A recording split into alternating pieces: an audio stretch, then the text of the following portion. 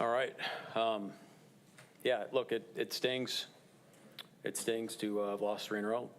To lose against your division rival at home in prime time, such a great environment. Guys fought their tails off down to the last minute, but we're not playing well enough to beat the team we need to be. So the message to the team is we have the people in the building, our players, our coaches, to become a really good football team. And right now we're coming up short, and that's obvious based off the tape. It's obvious based off of what's going on. We got to start faster.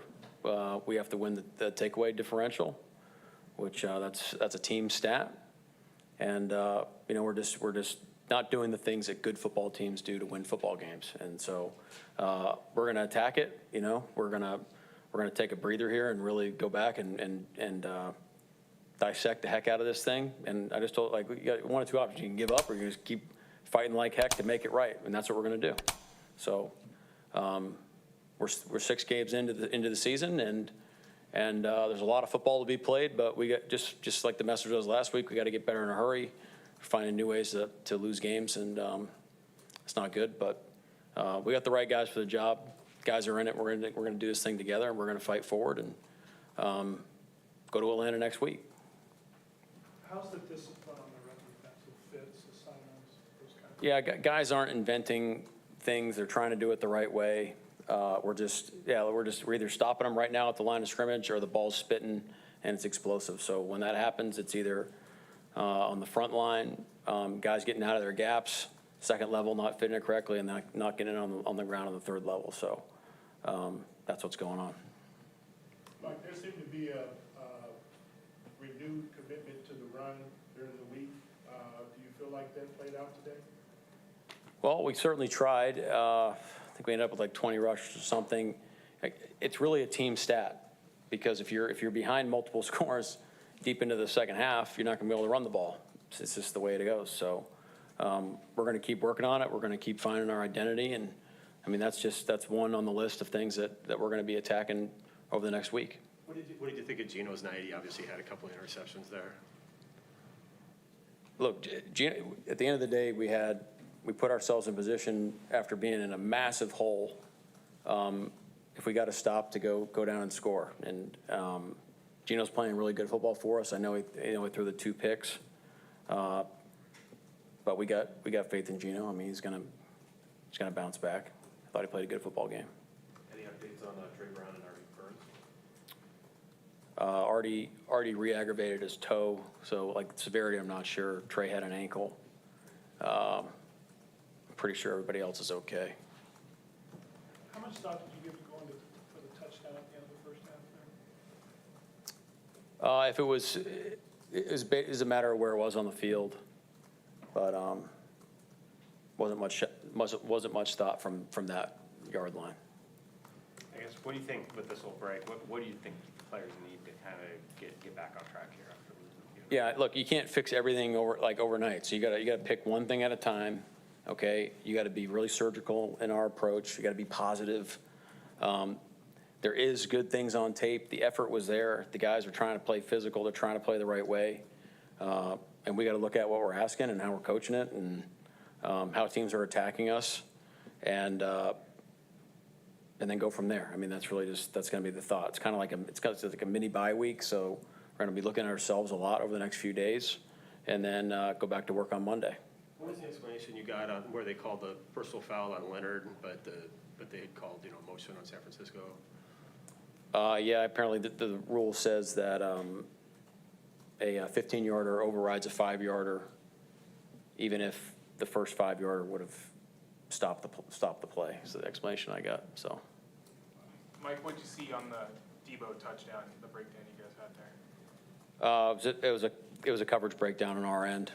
And we had an opportunity to make it right with Julian on the overlap. If that happens, we just got to get him on the ground. We missed the tackle, and off he went. You mentioned the turnovers earlier. It's multiple turnovers now in 4 games. It hasn't been one guy, obviously, but what do you think needs to change to get that cleaned up? Well, we got to obviously not emphasizing it enough. So that's the starting point, and the guys know that. And so we got those. I mean, I add that to the list of things we have to attack, but can't be giving the ball to the other team. Good though We have to be see- playing more precise.